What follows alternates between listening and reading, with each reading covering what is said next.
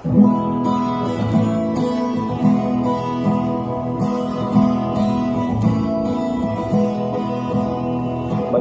makinig, matuto.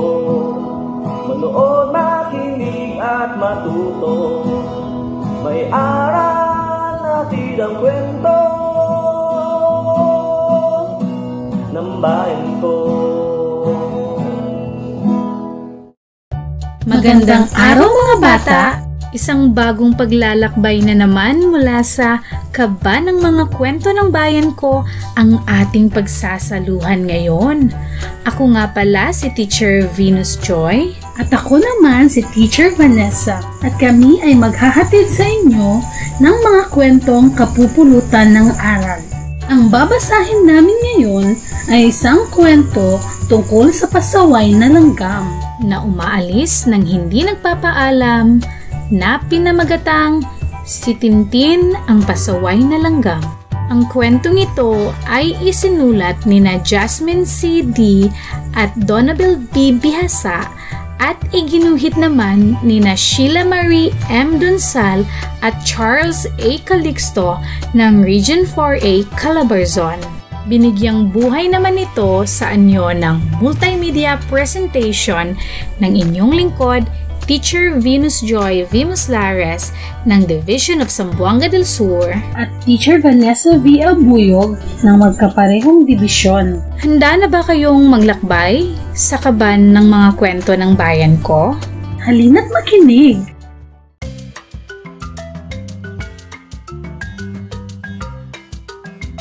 Sa isang malaki at mayabong na puno ng tipolo ay nakatira ang magkapatid na langgam na sina Katkat at Tintin.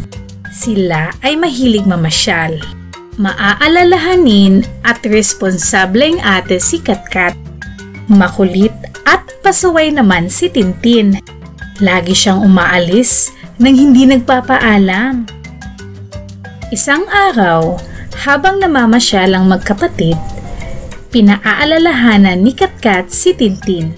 Tintin, huwag kang aalis nang hindi nagpapaalam at baka mawala ka. Opo, ate! Ang sagot ni Tintin, ngunit hindi naman niya ito sinunod. Napansin ni Katkat na wala na sa kanyang tabi si Tintin. Hinanap niya ito kung saan-saan. Naalala niya ang paboritong lugar ng kapatid. Pinuntahan niya ito, ngunit wala doon si Tintin. Tintin! Tintin! Tintin! Nasaan ka na? Nasaan si Tintin? Ang tanong ni Katkat sa sarili. Samantala, si Tintin ay masayang sinusundan ang isang malimuyak na amoy. Umakyat siya sa isang dahon ng tipolo. Nakita niya ang isang batang sarap na kumakain ng suman.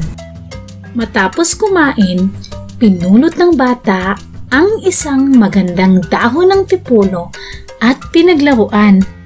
Naisipan niyang gawing bangka ang dahon ng tipolo. Masayang pinakawalan ng bata ang dahon ng tipolo. Samantalang, takot na takot at mahigpit ang kapit ni Tintin sa dahon. Nakita niya ang isang matandang langgam sa tabi ng pampang kaya humingi siya ng tulong. Agad siyang tinulungan ng matandang langgam. Nawawala po ako. Hindi ko po makita ang ate ko. Maaari niyo po ba akong samahan pabalik sa kanya? Pakiusap ni Tintin. Sige, sasamahan kita. Ang sagot ni Tandang Kiko. Sinamahan ni Tandang Kiko si Tintin papunta sa ate niya. Nagpasalamat ang magkapatid sa kabutihang ginawa ni Tandang Kiko. Nangako si Tintin sa kanyang ate na hindi na siya muling aalis ng walang paalam. At dyan po nagtatapos ang kwentong si Tintin ang pasaway na langgam. Manood, makinig, matuto. Hanggang sa muli, paalam! Ang kaban ng mga kwento ng bayan ko ay mula sa amin ng Bureau of Learning Resources at ng mga Learning Resources Management Section ng Kagawaran ng Edukasyon. Manood, makinig, at matuto.